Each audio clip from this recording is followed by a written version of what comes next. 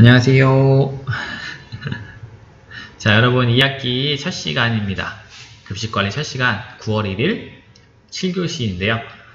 결국은 이렇게 다시 코로나19가 진정이 안 돼서 이렇게 다시 여러분과 원격 수업으로 만나게 되네요. 개인적으로는 원격 수업이 조금 더 편한 것 같아요. 왜냐하면 저는 여러분과 굳이 여러분께 마스크를 써라 라고 뭐라 하죠? 잔소리를 할 필요도 없고, 꾸벅꾸벅 졸고 있거나 떠들고 있는 여러분을 제재할 필요도 없고, 물론 여러분 중에서도 수업을 잘 따라오시는 친구들도 있어요. 그런 친구들 때문에 힘이 많이 나지만 그렇지 않은 친구도 좀 있죠. 여러분도 알겠지만. 그래서 이렇게 하는 게 조금 더 쉽긴 한데, 솔직히 이렇게 수업하는 게 여러분께는 거의 도움이 안 되리라 생각을 합니다. 왜냐면은 여러분이 집중력이 그렇게 좋은 편이 아니에요. 저도 마찬가지예요. 핸드폰을 보고 아니면 컴퓨터를 보고 동영상 강의를 정말 열심히 듣는 친구들은 정말 집중력이 있는 친구들입니다. 근데 대부분은 그렇게 못해요. 저도 마찬가지고요. 사람과 사람을 대면해서 수업을 하거나 해도 졸리거나 그럴 경우가 있는데, 그냥 화면만 앞에 두고서 이렇게 수업을 한다는 건 정말 집중하기 힘듭니다. 그래서 결국은 이렇게 되지 않길 바랬는데 또 이렇게 돼버리네요. 그러니까 여러분도 꼭 마스크 착용 잘 하시고 코로나19가 하루빨리 종식되기를 희망합니다. 그래야지 저도 이제 마스크를 벗고 수업을 할 거고, 여러분도 편하게 마스크 벗고 수업할 수 있는 그날이 오겠죠. 그 전까지는 모두 좀 서로 예방을 잘 했으면 좋겠고, 개인적으로는 학교에서 마스크 쓰는 거를 거부하는 학생들이 종종 나와요. 왜 그런지 모르겠지만 그런 학생들을 그냥 집에 보냈으면 좋겠어요. 왜냐면은 그런 학생들 한두 명 때문에 학교 전체가 누구는 마스크 하고 싶어서 하나요. 그런데 그런 학생 한두 명 때문에 선생님들은 잔소리 하느라고 힘들고, 애들은 또 쟤는 안 쓰네 이러면서 또 쓰기 싫어하고, 이런 게 반복돼서, 아니 저는 학교 규칙을 어기거나 그렇게 공공질서를 어기는 사람들에 대해서는 정말 싫어합니다. 그래서 그냥 집에 보내버렸으면 좋겠어요. 무단으로 그냥. 어차피 지키지 않는 나라 전체를 결국 이렇게 만든 건 그 한두 명의 사람들 때문이거든요. 설마 내가 그래서 마스크 잠깐 벗고 불편하니까 벗고 나는 튼튼하니까 안 걸리겠지 뭐 이런 안이한 생각 때문에 결국 이렇게 되는데, 얼른 이게 마무리됐으면 좋겠고요. 그 코로나 후유증 중에 가장 큰 게 탈모라고 합니다. 4분의 4명 중에 1명은 탈모 증상이 나타난다고 하는데, 혹시라도 이제 여러분 중에 누군가가 마스크를 제대로 안 써서 코로나19에 걸리고, 그리고 나서 정말 아픈 다음에 간신히 완치가 되고, 그리고 나서 머리가 이만큼 빠진 다음에 학교에 이제 딱 등교를 만약에 한다고 하면 누구도 잔소리 안 해도 마스크를 아마 쓸 거예요. 근데 그 전까지는 여러분한테는 이게 피부로 와닿지 않을 겁니다. 저도 마찬가지예요. 하지만 그거에 피부로 와닿기 전에 깨닫고 예방하는 사람은 현명한 사람이고요.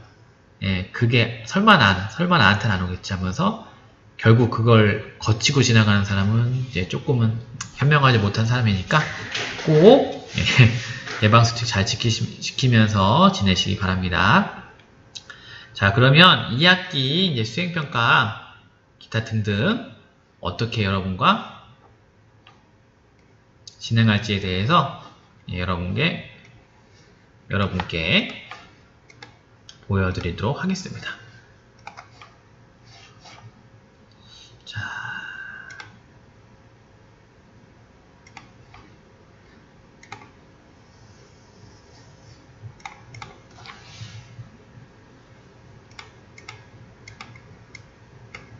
자, 보이죠?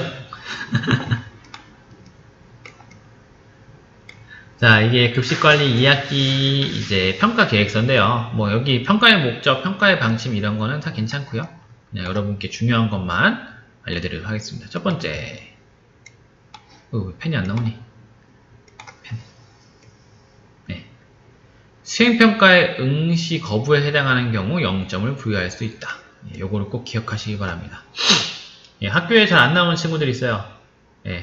그런 친구들은 수행평가를 볼 수가 없는데, 그런 친구들한테 기본 점수를 부여하는 건 부당하다고 생각합니다. 그래서 저는 수행평가에 미참여한 학생들 같은 경우는 0점을 부여할 거니까요. 수행평가 꼭 참여하시기 바랍니다. 솔직히 어려운 수행평가를 내진 않아요. 제가 본인들이 노력을 안 할 뿐이지. 그래서 꼭 응시 거부에 해당하는 거 없이 모두 응시했으면 좋겠습니다. 자, 그 다음에 어떤 식으로 평가를 할 거냐? 지필평가 40%, 그리고 수행평가 60%, 이렇게 해서 100%로 평가를 할 거고요. 1학기 때와 마찬가지로 그 정도의 난이도로 제가 지필평가를 출제하겠습니다. 제가 지필평가를 여러분께 이렇게 마지막에 짚어드리는 과정에서 여러분 대부분이 그랬어요. 어우, 선생님 너무 완전하게 다 알려주시는 거 아니에요? 저는 알려주지는 않고 이렇게 나올 거라, 여기서 이런 식으로 나올 거라 이제 짚어드렸는데, 솔직히 그렇게 얘기한 친구들이 많아서 어이구야, 내가 너무 쉽게 문제를 냈나 약간 긴장했었어요. 근데 아니나 다를까, 네. 결과는 말뿐인 친구들이 엄청 많았어요. 허세라고 그러죠. 허세. 마치 자기는 엄청 잘하는 것처럼, 저건 아무것도 아닌 것처럼.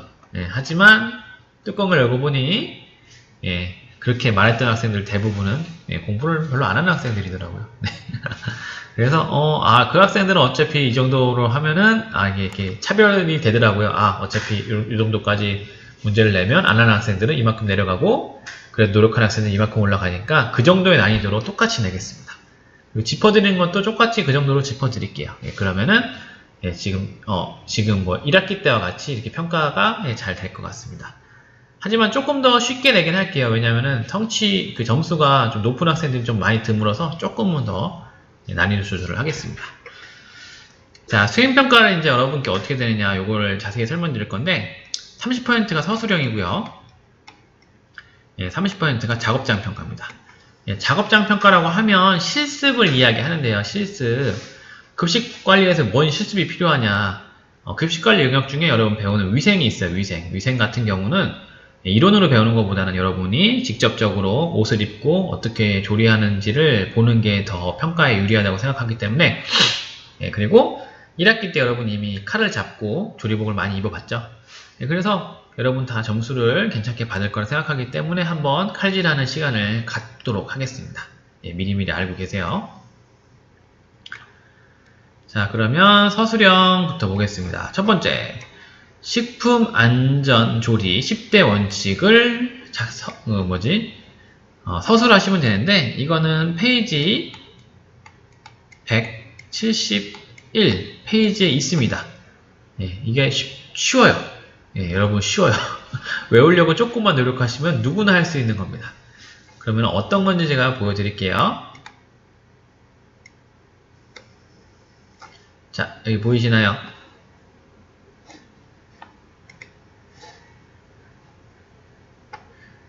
이게 약간 깨지는데 그냥 여기 신경 쓰지 마세요. 네. 자, 첫 번째, 안전하게 가공된 식품을 선택할 것. 두 번째, 철저하게 가열된 조리를 할 것. 이런 식으로 보이시죠, 여러분? 네. 세 번째, 조리된 식품은 즉시 설치할 것. 네 번째, 조리된 식품은 주의해서 보관할 것. 다섯 번째, 일단 조리되었던 식품은 철저하게 제거를 할 것. 여섯 번째, 생식품과 조리된 식품의 접촉을 피할 것. 일곱 번째, 손을 자주 씻을 것. 여덟 번째, 주방을 아주 청결하게 할 것.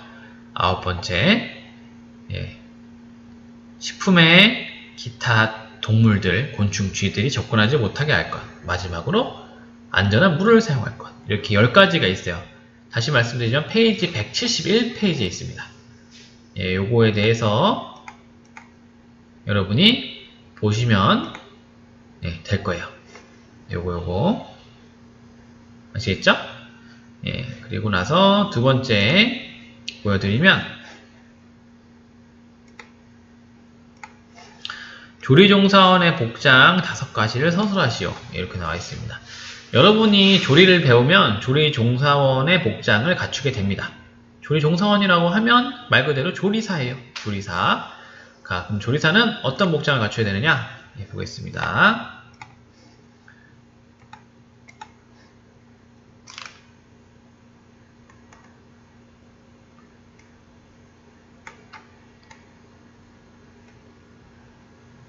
네, 보이시죠? 자, 첫 번째, 위생모. 머리카락이 보이지 않게 착용해야 되고, 망사 모자는 피한다. 여러분이 대부분이죠. 네. 이상할 정도로 여러분 남학생들의 대부분의 머리 스타일은 바가지 머리예요. 앞머리를 거의 눈썹까지 내리고 이렇게 하고 있죠. 그리고 나서 거기다가 뚜껑을 씌우죠. 네. 근데 정확하게 조립으로 쓰는 거는 이마를 이렇게 위로 올리고 모자를 이렇게 착용을 합니다. 왜냐면 그래야지 이제 이마 쪽에 머리카락이 보이지 않고 깨끗하거든요. 근데 여러분이 그렇게 착용을 안 하시는데 정석적인 방법은 다시 말씀드리지만 머리를 뒤로 야구모자 쓰듯이 이렇게 하고 이렇게 앞에서 위로 이렇게 쓰는 겁니다. 그렇게 해야 되고요. 망사 모자는 피한다. 망사 모자도 솔직히 가능해요. 가능하긴 한데 머리카락이 떨어지지 않을 정도의 망사 모자여야 됩니다. 그게 중요해요. 하지만 여러분 서술하는 거기 때문에 꼭 이렇게 써야 됩니다. 두 번째, 마스크. 조리, 배식 시 위생 마스크를 착용한다. 지금은 정말 중요한 거죠, 마스크. 왜냐면은 여러분 이게 점액이 튀었을 때 이게 결국은 바이러스나 기타 등등 오염된 것을 일으킬 수 있는 거기 때문에 꼭 마스크를 착용하셔야 됩니다.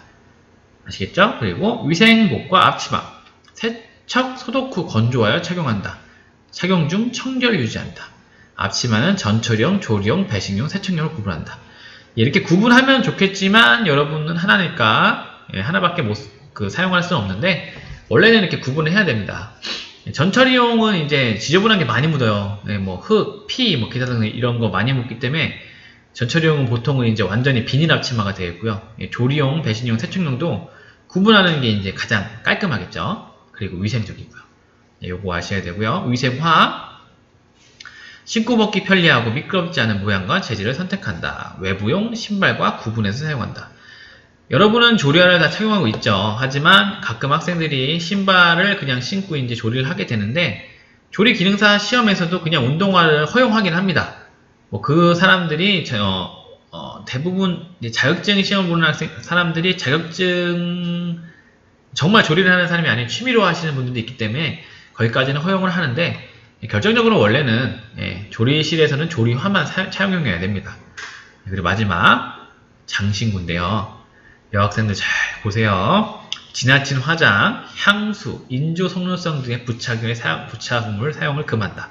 목걸이, 바지, 귀걸이 등 장신구 착용을 금한다. 첫 번째 위에 있는 여기 화면 이상해서 다시 하겠습니다.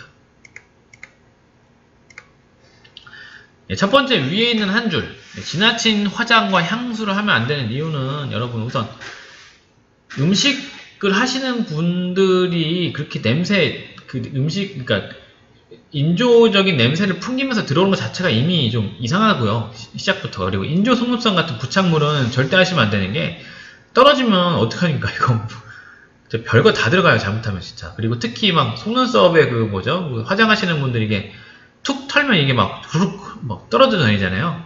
그거 누가 먹어요, 그거 도대체. 여러분 먹겠습니까? 그러니까 절대로 그런 거 하고 오시면 안 되고요. 두 번째, 목걸이, 반지, 귀걸이 등 장식물 착용을 금하는 이유는 다칠까봐 그렇습니다. 보통 조리하는 곳에는 불을 쓰죠. 불을 많이 쓰고, 그런데 불을 많이 쓰는 곳에서 여러분이 열 전도가 잘 되는 그 금속을 뭔가 갖고 있다고 하면은, 똑같은 걸 잡아도 이제 열 전도가 되기 때문에 금방 뜨거워지고 그렇게 돼요. 그러면은 순간적으로 확 튀게 되거든요. 그래서 이런 걸 착용하지 말아라. 이렇게 규정하고 있습니다. 요거는 176페이지에 나오는 내용입니다. 176페이지. 그러니까 여러분이 176페이지를 기억하셔서 자, 밑에 거는 100페이지, 176페이지에 나와 있어요. 그래서 요거는 여러분 늘 마찬가지였지만 다음 주에 등교하는 그때 바로 볼 거예요. 서술형 평가를 볼 거니까 미리미리 외우시기 바랍니다.